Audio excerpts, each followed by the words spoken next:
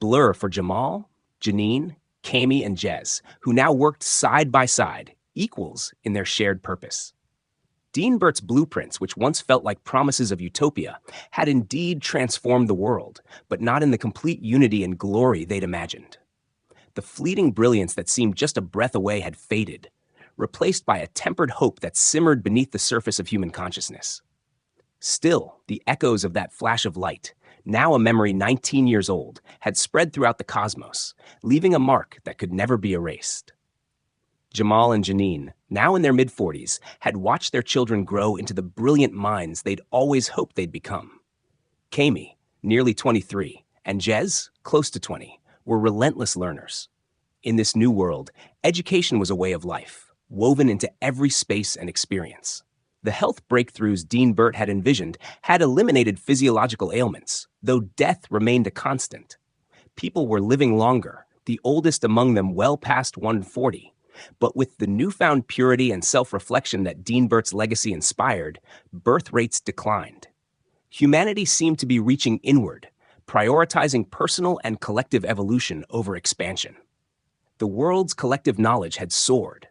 Quantum computers, enhanced beyond anything once thought possible, had unearthed secrets buried for millennia, truths about consciousness, ancient civilizations, and the structures that had kept humanity suppressed for over 3,500 years. As these secrets unraveled, those who once wielded control fell into irrelevance, powerless, as humanity found new ways to thrive, unbound by the constraints of the past. Dean Burt's machines had leveled the playing field, bringing purity and empowerment to everyone, stripping power from those who once hoarded it. One afternoon, as Janine went about her tasks as co-CEO of Dean Burt Corp., a subtle shift in the air stopped her in her tracks. The room grew silent, and in a flicker, 3 dark figures appeared in her high-rise office, emerging from a vortex of dim light, as if stepping casually through a doorway. They moved with a calm, almost nonchalant demeanor, as though this moment had been perfectly orchestrated. One of them turned toward her, though no lips moved. Instead, the words entered her mind with crystalline clarity. "Please call them all in." A shiver ran through Janine as the message reached her, but it wasn't fear. It was an ancient, instinctual knowing, a sense that whatever they were about to reveal had already taken root in her mind long ago. Without hesitation, she pressed the intercom, her voice calm and steady. "Please send in Jamal and the kids." She knew no harm would come to them. Somehow, she felt that this encounter had been fated.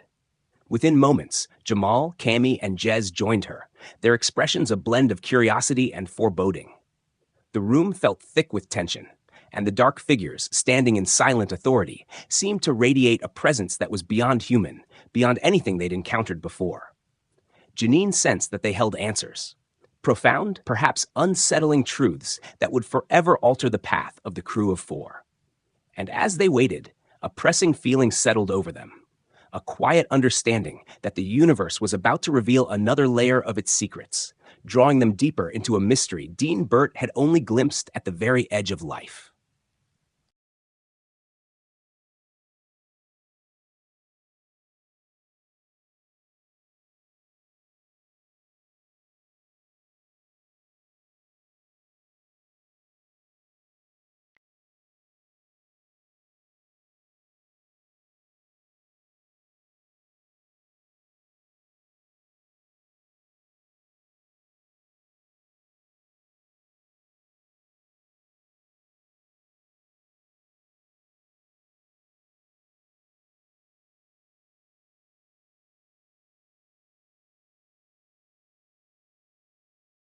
The cloaked figures, their voices echoing with a resonance beyond mere sound, addressed Janine, Jamal, Cami, and Jez as if reaching into the depths of their very being.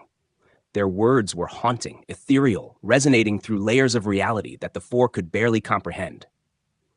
"We have seen your past," the figures intoned, their collective voice melding as one, a voice of countless lives and ages. "Your lineage is but a flash to us, as we can see far into your future. Each step you take is a link in a chain that binds you to realms you cannot yet fathom. Just as we communicate as one, even those who are not here now are with us in spirit." The 4 listened, transfixed, feeling the weight of the words settle over them like an ancient mantle. The cloaked figures continued.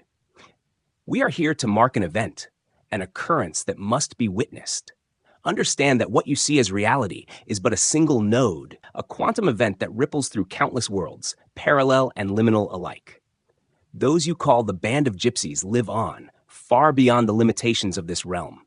Through sacrifice, they have grown, their souls condensed into the apex of their true selves. And know this, your true selves exist there as well. A chill crept over the room as the figure's words unfolded, bridging the living with a glimpse of the majestic beyond. What you witnessed in the great event years ago was but a glimmer of the majesty that awaits. Growth requires contrast, even what you would call sin, in the lower echelons of existence. It takes rudimentary steps to even begin to grasp the multifarious intricacy of the greater design. The figures paused, their collective presence weighing on the room like the gravity of a black hole. We are all connected, they said, their tones softening ever so slightly. And those on the other side need you as much as you need them. Do not fear. Cling to one another, for when we depart, this universe will be swallowed up into the next. And then, in a single, seamless movement, they vanished, leaving nothing but a resonant silence in their wake. The room began to distort, warping as though reality itself were being folded, twisted, collapsing like a paper crane unfolding into a flat, endless expanse. Janine, Jamal, Kami, and Jez clung to each other, feeling the warmth of their connection, grounding them as everything they knew faded into darkness. But as the last flickers of their reality slipped away, a quiet certainty washed over them. Nothing was truly lost. This world, this existence, would live on, transformed, merged, woven into something new. They would emerge together, forever bound to a truth beyond words, where past, present,